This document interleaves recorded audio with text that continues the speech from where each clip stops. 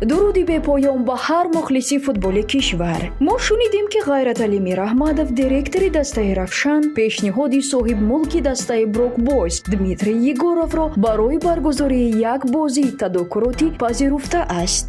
дӯстон, тамошои бозиҳои ҷолибу ҷаззоби футболиро бо 1x шавқовартар гардонед. фаворитҳои худро интихоб карда, фоидаи пулӣ низ ба даст оред. онҷо регистратсия осон ва пардохт аз тамоми гӯшаву канори дунё дастрас мебошад. ана барои шаҳрвандони Тоҷикистон бошад то 8000 сомони бонус дар аввалин пардохт бо промокоди Tajfood пешниҳод мешавад. ссилкаи лозима дар комментария. ба ҳама муваффақият. хоб, аввал иқтибос меорем. дар сурати дар Москав баргузор шудани бозӣ агар фурсат шавад, боке надорад, хоҳем рафт. лек агар онҳо ба клуб биёянд, боз беҳтар аст ва ман болои он $10,000 боз 10,000 дигар илова хоҳам кард. яъне агар мо бозиро бохтем, 10,000 неву $20,000 хоҳам дод. вале мо дар клуб метавонем Барселонаро шикаст диҳем. мо ба онҳо нишон хоҳем дод ки футболи ҳирфаӣ чист ва мухлисони Равшан чӣ гуна мухлисанд. онҳо хоҳанд дид ки варзишгоҳи пур аз мухлис чӣ тавр аз мо пуштибонӣ хоҳад кард. дар ин сурат меҳмонон ҳеҷ гоҳ ин сафарашонро ба клуб ва ин рақобатро аз хотирашон намебароранд, гуфтааст Ғайраталӣ Мираҳмадов.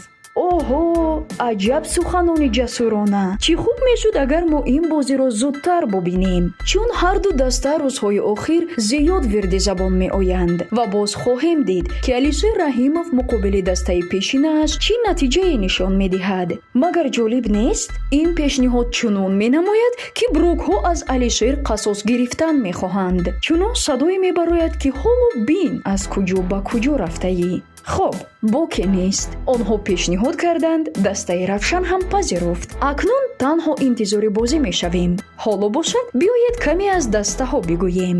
дастаи Равшани клуб соли 1965 асос ёфтааст. майдони бозии сербачаҳои клуб майдони марказӣ буда, қобилияти ғунҷоиши 20,000 нафарро дорад. мураббии даста айни ҳол Дмитрий Черешев аст. Равшани клуб бо натиҷаҳои хуби худ дар мусобиқаҳои Лигаи олии кишвар баромад мекунад. аз замони ташкили чемпионати мустақили Тоҷикистон аз соли 1992 то соли 2016 даста дар Лигаи олӣ мебозид. аз соли 2017 даста иштирокчии Лигаи якуми чемпионати Тоҷикистон гардид. соли 1993 соҳиби ҷоми Тоҷикистон, соли 1994 финалисти ҷоми Тоҷикистон шуд. дар мавсими 2012 дастаи Равшан чемпиони Тоҷикистон ва мавсими 2013 соҳиби суперҷоми Тоҷикистон гардида буд. бояд гуфт ки дар умум дар Лигаи олии Тоҷикистон даста солҳои 1992-1997, 1999-2000, 2002-2005 ва 2008-2016 иштирок варзидааст. солҳои 2010 дастаи Равшани клуб дастаи пешгоми кишвар ба ҳисоб мерафт.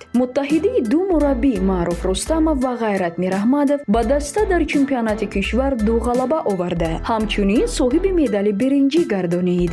дастаи Брок Бойз бошад дастаи медиафутболи Премер-лигаи Русия буда. соли 2022 аз ҷониби собиқ футболистон аниқтараш блогер Артём Кузьмин Райзен ва рӯзноманигори бахши варзиш Дмитрий Егоров ба вуҷуд омадааст. номи даста аз калимаи англисӣ брок, яъне шикаста гирифта шудааст. дар асл ба ин даста бозингароне ки дар дигар дастаҳо худро ёфта натавонистанд ва ё нафароне ки шикаст хӯрданд даъват мегарданд. ба як гуфти шиори даста инро баён мекунад: моро шикастан имконнопазир аст, чун мо аллакай шикастаем.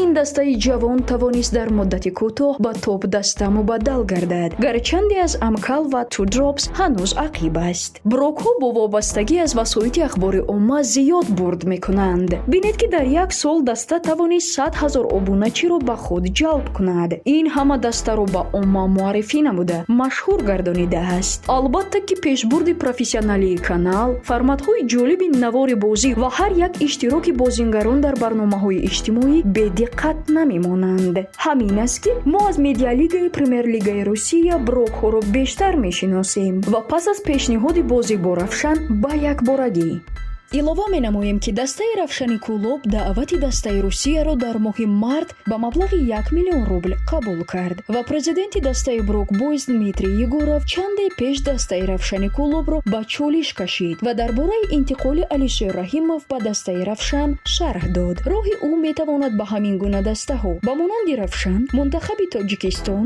ҷоми Осиё, пешниҳод аз Маҷористон ва ё Лаҳистон боз бошад. ҳар чизе ки аз худамон метавонистем ҳам пешниҳод кардему ҳам талаб. пас танҳо барор, гуфтааст Егоров. ёдрас мешавем ки равшан бо футболбози собиқи брок бойз Алишер Раҳимов ки бо раҳбарияти дастаи медиалига ихтилоф дошт, шартнома баст. хоб, ин буд каме аз таърихи дастаҳо. акнун худатон хулоса бароред ки қобилияти кадоме аз ин дастаҳо зиёдтар аст. мо бошем албатта умедвори ғалабаи дастаи равшани кулоб хоҳем буд. хайр, то дидор.